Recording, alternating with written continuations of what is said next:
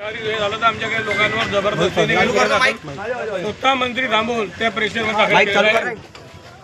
तर माझा तो संबंधित कार्यकर्ता तिथे गुन्हा दाखल करायला गेला. पोलिसांनी गुन्हा घेतला नाही, मी फिर्याद दाखल करून घेतली नाही.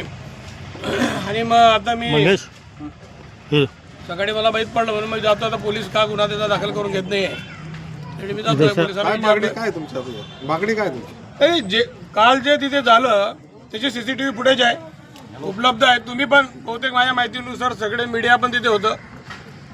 आणि त्याच्यासमोर किरकोळ हाणामारी झाली. तिला महाराष्ट्रासमोर अशा हाणामारी पण नाही झालेली आहे.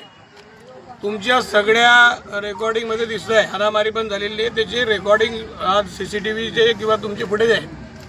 असं वातावरण बनवलं गेलं की खूप काही झालं, खूप काही झालं, खूप काही झालं. पण झालं दोन लोकांमध्ये. जो एक बुथवर तासोन तास थांबतोय त्याला प्रश्न विचारायला गेला तर तो अर्धाड वृत्तीचा व्यक्ती जळगावचा रहिवासी आहे. जळगावच्या मतदार यादीत नाव आहे. जळगावमध्ये एक निवडणूक त्यांनी लढलेली आहे. तो इथे येतो आणि 3-3 तास बुथवर थांबतो. त्याला पोलीस हटकत नाही, त्याला तिथं प्रिसाइडिंग ऑफिसर हटकत नाही. आणि त्या उमेदवाराने विचारल्यावर तो त्याला मारहाण करतो. इथून आम्ही मतदान करून बी जात असताना, हे मतदान करून जात असताना म्हणजे मी आणि माझी फॅमिली मतदान करायला गेली असताना, कारण माझं मुक्ताईनगरच्या यादीत नाव आहे. माझ्या माहितीनुसार ज्या मंत्री महोदय फिरवतात सगळ्या प्रोटोकॉल घेऊन, आदर्श आचारसंहितेमध्ये कोणताच प्रोटोकॉल घेऊन मंत्र्यांना फिरता येत नाही. मंत्री म्हणजे केंद्राचा मंत्री त्या गावाच्या मतदानावर त्याचा प्रोटोकॉलचा किंवा त्या मंत्रिपदाचा प्रभाव पाडण्याचा पूर्ण प्रयत्न करतो. म्हणजे आचारसंहिता भंगाच आहे. ते कोण करत होतं? मंत्री कोण होतं काल फिरताना? ताई होते आमच्या रक्षाताई. गावामध्ये किंवा 100 चक्रा त्यांनी त्याचा प्रोटोकॉल घेऊन मारला असेल, त्याचा एस्कॉर्टिंग घेऊन मारला असेल.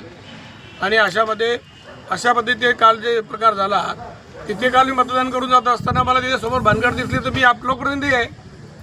दोन लोकांची हुज्जत चालली दिसल्यावर मी लोकप्रतिनिधी म्हणून थांबलो. आणि जेव्हा मी थांबलो तेव्हा आपल्याही मीडियाचे सगळे कॅमेरे, तिसरा डोळा महाराष्ट्राला जे सगळं दर्शवतो पण तिथे होता.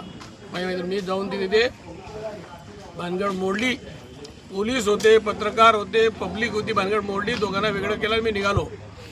पण लगेच तिथे राजकारणाचे डाव सुरू झाले. त्या व्यक्तीला घेऊन त्याची मत नसतं, त्याची इच्छा नसतानाही तर जबरदस्ती नेऊन गुन्हा दाखल केला. ठीक आहे, गुन्हा दाखल केला, कायदेशीर प्रोसेस चांगलं झालं. पण मग समोरच्या ज्या दोन लोकांचं भांडण झालं, दुसऱ्याचंही म्हणणं ऐकून त्याची फिर्याद दाखल करणं क्रमप्राप्त होती. आणि नंतर न्यायालयाने चौकशी करून काय न्यायालयामध्ये त्याच्यावर जे व्हायचं ते झालं असतं मान्य न्यायालयामध्ये.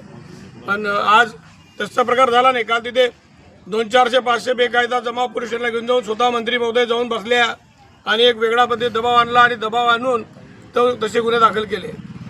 हे करण्याची एखाद्या मंत्र्याला पोलीस स्टेशनला जाण्याची काय गरज आहे हे मला समजत नाही. वारंवार पोलिसांना जायचं, पोलिसांवर दबाव आणायचा, लोकांमध्ये वातावरण तयार करायचं. केंद्राचे मंत्री आपण, पण ते मंत्रिपदाची थोडंसंही गरिमा राखण्याचे प्रयत्न जर लोक करणार, कोणी समर्थ करणार नसेल तर हरकत नाही. आम्ही पोलीस स्टेशनमध्ये जाऊन आज फिर्याद दाखल करू आणि माननीय कोर्टामध्ये दाद मागू. आणि मी आता खडसे साहेबांची एक बाईट पाहिली की बाबा निवडणूक आचारसंहिता भंग झाली तर तुम्ही किती आचारसंहिता भंग केली? तुम्ही मुक्ताईनगरचे मतदार नसताना मंत्री मुक्ताईनगरच्या त्या 100 मीटरच्या आत का फिरत होते? 100 मीटरमध्ये त्या आदर्श इंग्लिश मिडियमच्या समोर तुम्ही बाईट कशी काय देत होते? तुम्ही त्या बूथमध्ये कसे घुसले? तुम्हाला बूथमध्ये तुम्ही मतदार असला तर बूथमध्ये जाऊ शकता, तुम्ही मतदार प्रतिनिधी असला जाऊ शकता, तुम्ही स्वतः उमेदवार असला तर एखाद 2 चक्कर मारू शकता. आदर्श आचारसंहिता लोक आहे तर तुम्ही तिथे ती पार पाडली पाहिजे मला असं वाटतं. आणि ते जर पार पाडत नाही आहे तर तुम्हीच या गावामध्ये दंगली धोपे करण्याची मनसुबा घेऊन या गावामध्ये फिरताय. तुम्हीच गुंडगिरी करताय, तुम्हीच हिस्ट्री हिटर आहे असं मला वाटतंय. चला.